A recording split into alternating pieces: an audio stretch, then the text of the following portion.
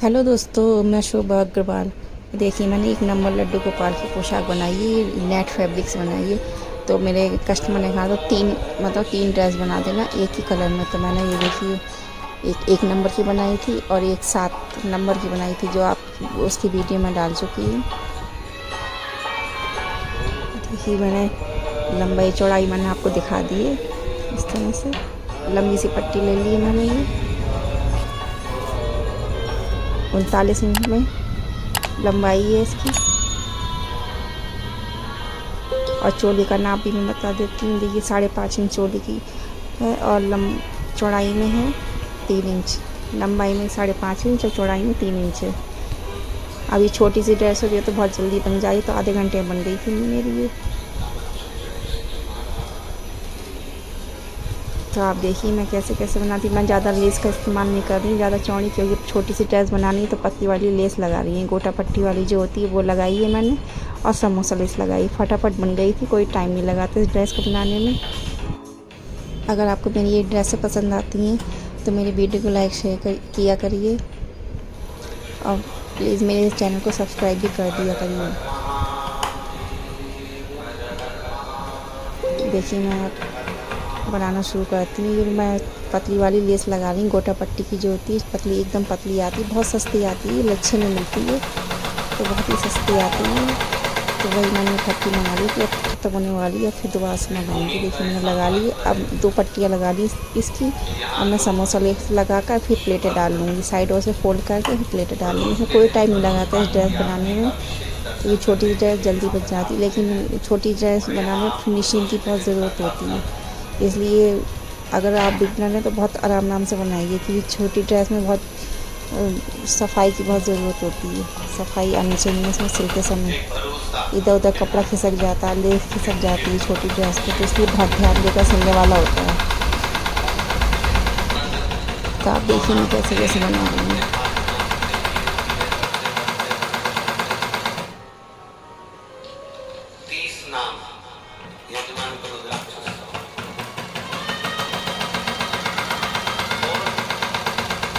की व्यवस्थाओं का ध्यान रखते हुए यजमानों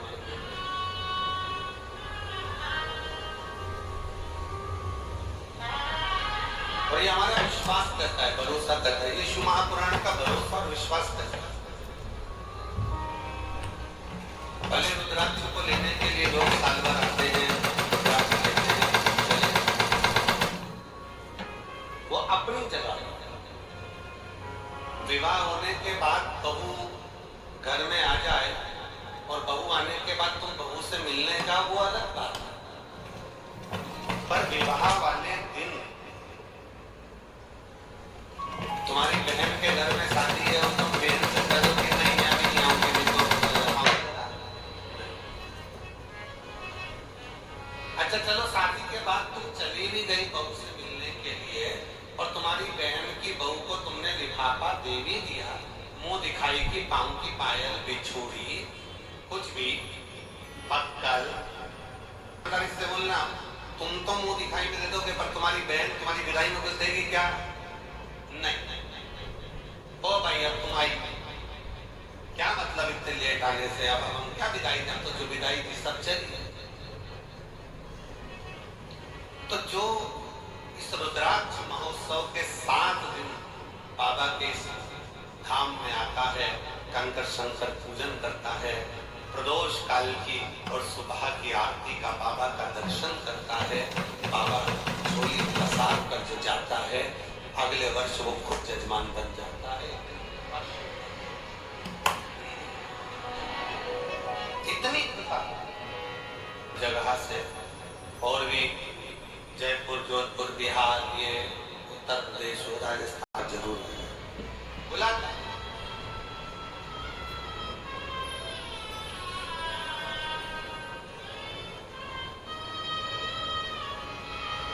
लाखों की संख्या में आप लोग यहाँ पहुंचे हैं।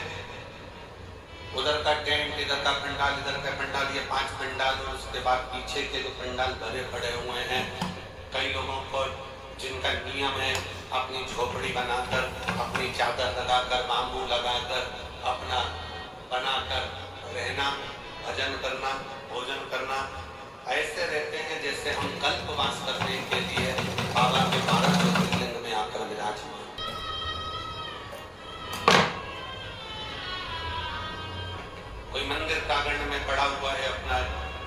टुकड़ा लेकर चादर लगाकर कोई पंडाल में पड़ा, अपनी भक्ति।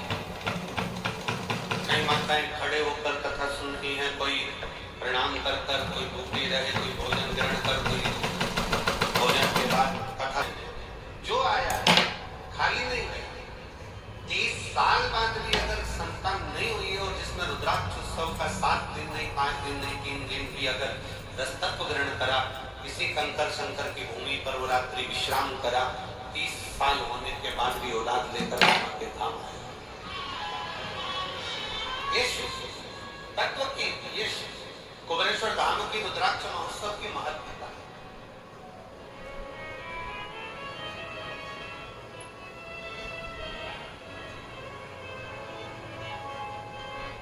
ये 24,000 श्लोक का ये शिव महापुराण की कथा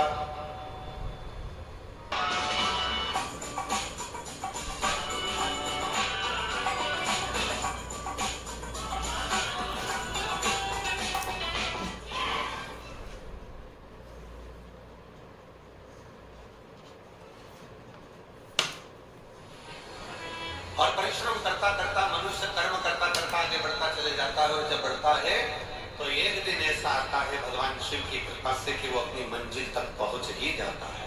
वो पहुंचता है अपना कर्म। और एक बात अपने स्मरण में रखिए, आपका भाग्य कर्म को नहीं बदल सकता। शिव महापुराण की कथा कहती है आपका भाग्य कर्म को नहीं बदल सकता, पर शिव तत्व कहता है कि आप क्या है, कर्म पछताएगा भगवान की मत करना तेरे कर्म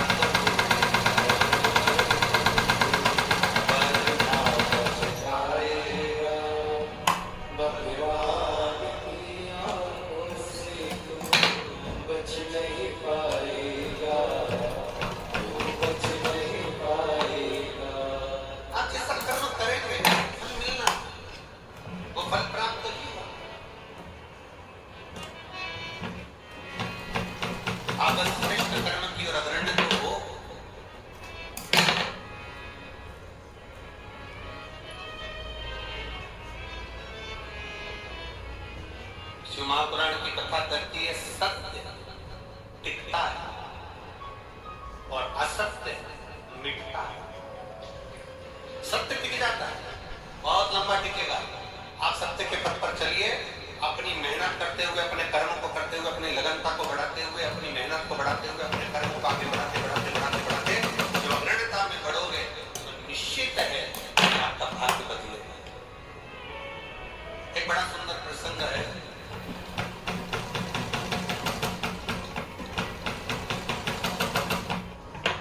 जगतजननी जगदम्बा अम्बा मां पार्वती जी बैठी हुई,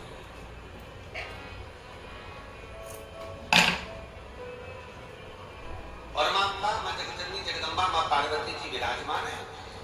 और उसी समय पर मां पार्वती जी के पास में दोनों बहुएं, रिद्धि और दूसरी दोनों आई।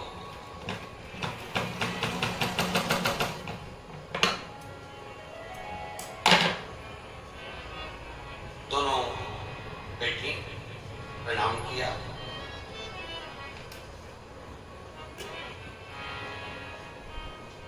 पार्वती जी ने आज रिद्धि सिद्धि दोनों को कहा। दशरथ जी ने देखा कि जितने मेरे घर के सदस्य हैं उतने उस फल के टुकड़े हैं। दशरथ जी ने अपनी बहू को साधुता दिया कि मेरे घर में जो बहू आई है वो श्रेष्ठ आई है। उसने ये दर्शाया है, सतर्क था। हमने पहले रुद्राक्ष उत्सव में एक कथा सुनाई थी, 5 तरह के चोरों का, 6 तरह के चोरों का वर्णन करा था कि चोर थे कौन कौन सी क्वालिटी के।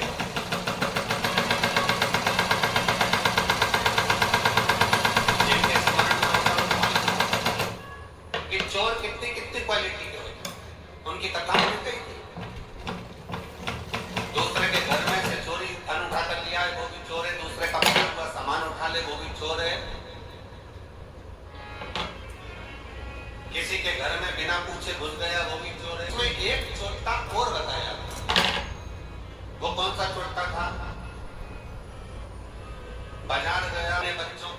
दिया और घर में बूढ़े माँ बाप भूखे बैठे हैं, समझ लेना चोटका है, चोर है।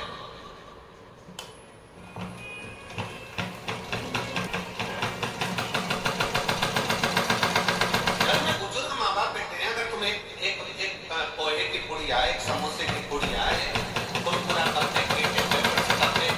तुम अगर लेकर आए हो, एक एक्स्ट्रा लेकर आए, बुजुर्ग माँ बाप को दे देते। शास्त्र कहता है बच्चा और बूढ़ा एक समान होता है। जितनी खाने की ललक बच्चों में होती है, माता का, एक स्त्री का, एक महिला का, एक लड़की का कर्तव्य, एक बहू का कर्तव्य क्या है? एक महिला का, एक स्त्री का कर्तव्य क्या है? निवेदन करा मां पार्वती जी ने, एक स्त्री का सबसे बड़ा कर्तव्य है,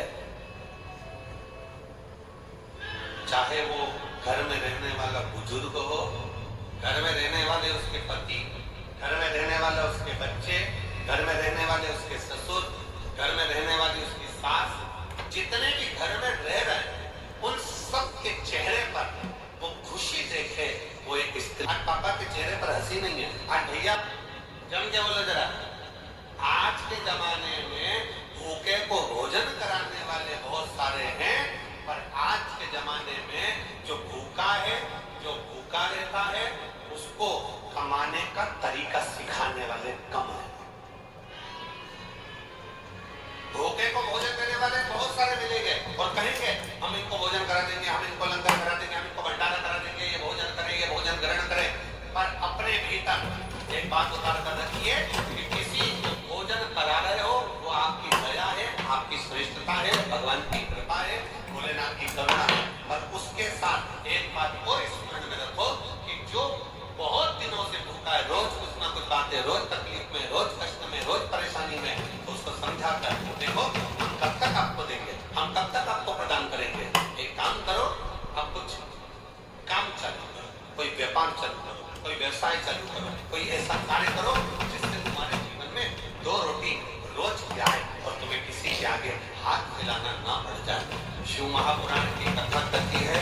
देखिए ये वाली पगड़ी सबसे आसान होती है, बहुत जल्दी बन जाती है, और वैसे वाली जो बनाते हैं उसमें टाइम लगता है। और देखिए बीच में धागा अटक गया, मैं सोचा मैंने पता नहीं कैसे सिलाई लगा दी थी। अच्छी लगी है तो मेरे वीडियो को लाइक शेयर करिए, मेरे चैनल को सब्सक्राइब भी करिएगा। धन्यवाद दोस्तों।